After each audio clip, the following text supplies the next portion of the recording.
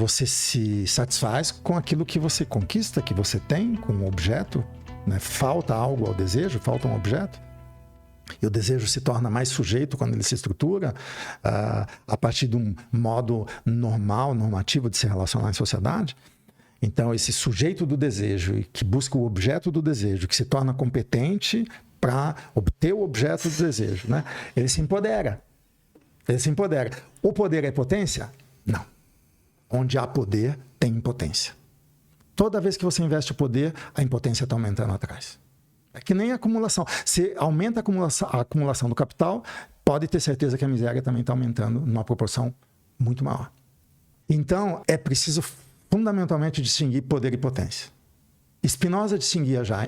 Em latim temos potestas e potentia. E as línguas latinas, né, francês, espanhol, italiano, português, tem essa possibilidade. E quem distingue? O inglês não tem, o alemão não tem. O alemão é Macht, o inglês é Power. Mas nós que usamos línguas descendentes do latim, temos essa possibilidade. Por que não distinguimos? Estranho. Ou seja, a sociedade não se preocupa em distinguir isso. Ela precisa do rebaixamento. Não a sociedade, a máquina social é diferente. É uma máquina social. Né?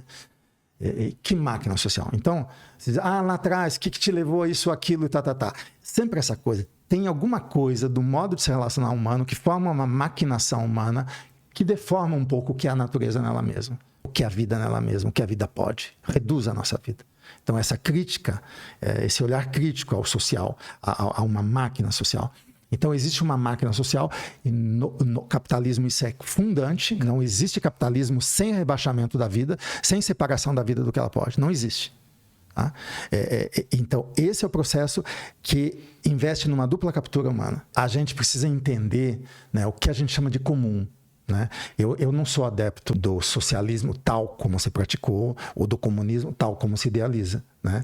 Eu acho que sequer se entende o que é comum. Então eu problematizo isso. Eu diria que eu posso ser um comunista radical.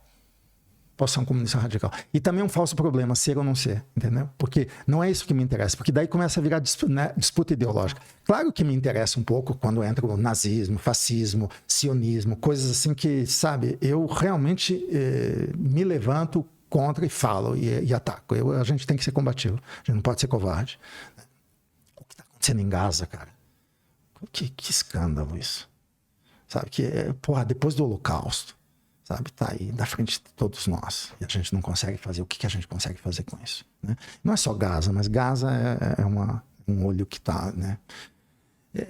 Então a gente tem que se insurgir contra. Agora, o comunismo, né? O que é o comunismo? Aí falam da China, isso, mas o que é a China? Ninguém conhece a China. Fala-se muito da China, fala-se da Rússia, fala-se. Então, agora, vamos falar sério, então, né? Vamos entender o que é o comum. Porque não existe ser humano sem o comum, pô. Você é comunista? Porque, bom, sei lá, chame do que você quiser. Mas é necessário a gente ter um investimento no comum. O comum, ele não pode ter uma forma. Esse é o problema. Eu acho que é aí que o pensamento geralmente não chega. São raros os filósofos, raros os pensadores que entenderam o que é o comum. Porque o comum não tem forma. Ele não pode ter forma. Se ele tiver uma forma, já não é comum. Imagina se a abelha e a orquídea, que entram em relação, tivessem uma forma comum. A abelha ia ter que se identificar com essa forma, a orquídea ia ter que se identificar com essa forma, a abelha ia deixar de ser abelha, a orquídea ia deixar de ser abelha, ia deixar de ser orquídea. Iam virar uma abelha e orquídea, sei lá, ia virar um monstrinho, né? Não pode, cara, não pode ter a mesma forma. E não é nem forma, a abelha não tem forma, ela tem uma maneira. A orquídea não tem forma, ela tem uma maneira de orquidear. Abelha, como é que é? Vamos inventar um verbo para abelha. O abelhar da abelha e orquidear da orquídea, né? Então, o orquidear da orquídea é uma maneira singular daquele ser orquídea.